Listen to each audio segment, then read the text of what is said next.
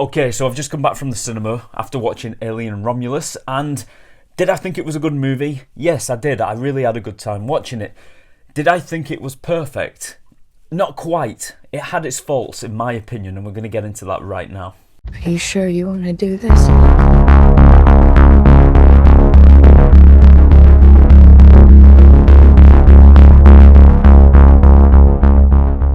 Okay, so before we go any further, I just want to say that the first two Alien movies, Alien and Aliens, I hold in such high regard. I love those movies. They are two of my all-time favourite movies. And I watch them every now and again, and I just love to get engrossed in that world and lost in that world. And then when it comes to the sequels, I still do enjoy them, even the bad ones. They're kind of like guilty pleasures. Alien 3, I think, undid so much important stuff from the second movie that I just can't enjoy it the same, but at the same time I still like to watch it. Alien Resurrection is definitely like a guilty pleasure, but I don't necessarily consider it to be one of the best. I think it's possibly one of the weakest, but somehow still enjoyable because it's just part of that franchise, and I do like this franchise. And then all the others that came afterwards, like Alien vs Predator, once again, I do still enjoy, but they are nowhere near as good as those first two movies. And then we had Prometheus and we had Covenant. Now these two movies I actually did enjoy, and a lot of people didn't. They didn't quite like these movies, but I thought they were quite good. And in a way, for me, it felt like it was a return to the original first two movies. It felt like the true continuation, but a prequel. And I did enjoy those, and I was hoping for a third film in the series so we could continue the story of David, the synthetic human. But we didn't get that. We got Romulus instead. And the trailers promised a movie that was very much like the first movie, a horror film. And that is indeed what Romulus is. It's a horror film, first and foremost. And like I said, I enjoyed it, but it did have some little gripes. It had some little gripes for me, what I couldn't oversee. As the movie starts, we see a Weyland-Yutani spaceship investigating the wreckage of the Nostromo, the first ship from the first movie that Ripley blew up as she escaped in the pod. They are there to collect what is believed to be a dead xenomorph from the first movie. This movie follows the main character of Rain Carradine, who is an orphan, and her brother Andy, who is actually a synthetic, who has been reprogrammed by Rain's late father to look after her. Both are being unfairly kept on a mining colony after her contract was extended. Rain is then approached by her ex-boyfriend Tyler, who needs her to help him and his crew to venture off-planet to board an abandoned space station floating in orbit to retrieve some cryostasis chambers for their own ship, so they can escape the mining colony. Whilst exploring this space station, which is split into two parts, one part is called Romulus and the other part is called Remus. And of course, when they arrive, they discover that this space station is where they were doing experiments on the original xenomorph from the beginning of the movie. And of course, in true Alien fashion, it isn't long before we are introduced to some facehuggers who are awakened and attached to a crew member's face, resulting in a horrific chest-bursting scene, and a new alien is on the loose, as well as others. Okay, so the first positive I can say about this movie is the fan service. It was very much like the first movie in many ways. From the very beginning, when we go back to the wreckage of the Nostromo, that was a really good scene, and it kind of gave you goosebumps revisiting the first film. And then when they picked the original xenomorph from outer space and brought it into the ship, it was kind of cool, thinking that, oh, this is the same alien. There's also a lot of other scenes from the beginning of the movie that remind you directly of the first Alien movie. The way the set designs were created, you know how the original Alien had all these padded walls, like these kind of beige padded walls? I saw some scenes where those padded walls were also around, and that was kind of good. It kind of made you feel like you was in that same world. I think there's about 20 years in between the first movie and this one, so not a lot of things have changed. And even the ships as well, you know, when they're approaching the destination and the ship wakes up, it's got a lot of the same lights and blinking lights and clicking noises that the original film had, and that just brought you back into this world, and it made you feel like it was just an extension of that first movie. That I really liked. They even had the little, I don't know what it's called, the little bird, the little glass bird that ducks down into the water and then back up again. That was a really nice touch. I recognise that from the table in the first movie. There were all these little things that were good, and it made you feel like you were back in that first movie, or at least in the world of the first movie. There's also another scene when they board the space station, which has been terrorised by the aliens. They find a synthetic human on the floor which has been ripped in half, so they turn him back on to find out what has gone on, and it turns out that the synthetic is the same model as Ash, and it's even using the same likeness as Ian Holmes, the late Ian Holmes. So I presume that they got permission to use his likeness and his voice as well, and it's done really well. There's a little bit of the uncanny valley to it as well. I think he looked a little bit too gaunt in the face, but there was no doubting that that's him, and I like that. I thought that was really clever, making it the same model of android. Although it isn't Ash, it's a new android called Rook. And that was really cool, seeing the likeness of Ian Holmes back, even if it was a little bit uncanny valley. There's also a scene later on in the movie where some of the characters enter this room that is full of facehuggers, but they higher the temperature in the room because apparently facehuggers detect their prey by heat, by body heat, and by sound. I don't think that's something that has ever been brought up in any Alien movie before. And that was an intense scene because it showed the characters trying to sneak through all these facehuggers, and every now and again they twitch, and that was intense. And I thought that was a really good scene as well. I thought that was a really good element to the film to include, to make the facehuggers, just seem that more scary, and it worked. And then of course in the movie we get a chest bursting scene where the alien is born, and it sheds its skin later on in the movie.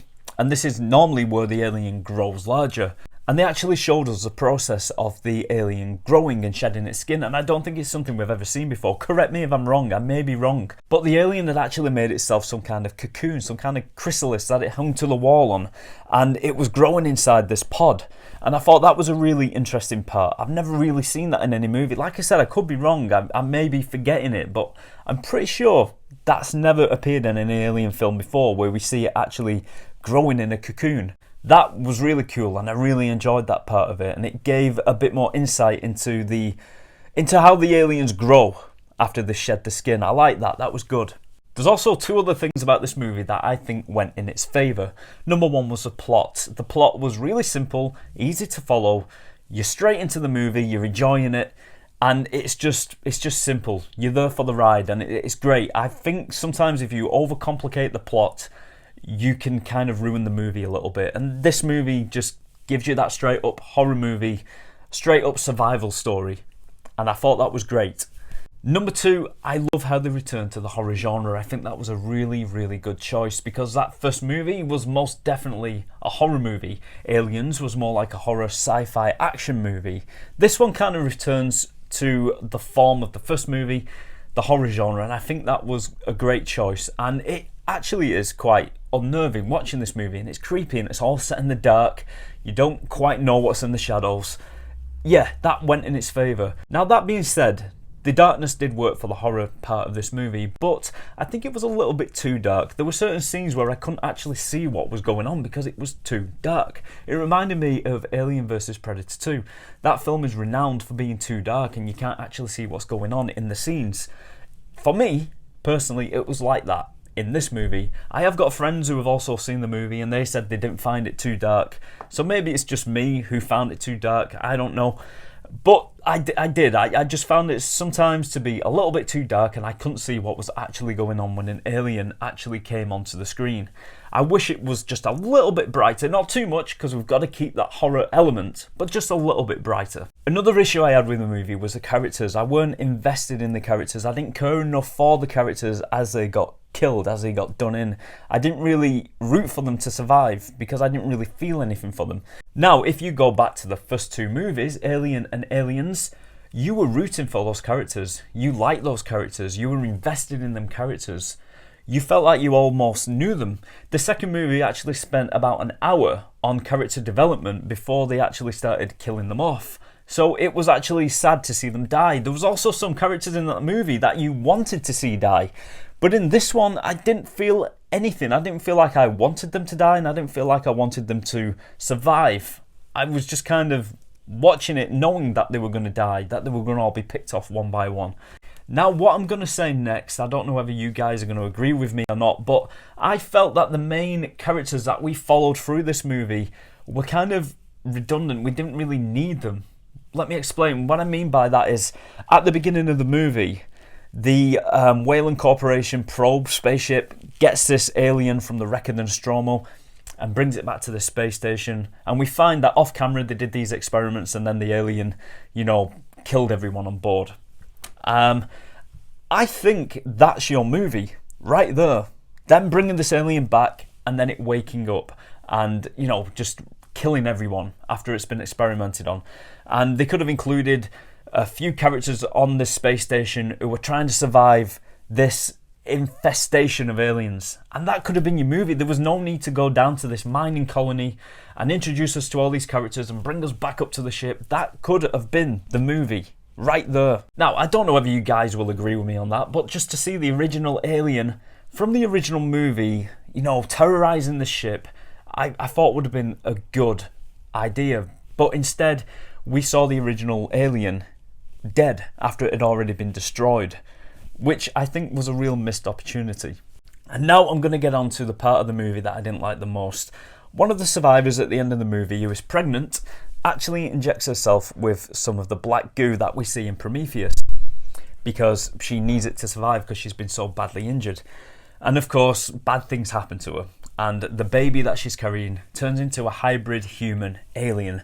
This, first of all, I thought was kind of reminiscent to the scene we had in Prometheus where she's actually giving birth to an alien creature. Very reminiscent to that, so I was kind of upset that they didn't do something a little bit different, but that's what we got.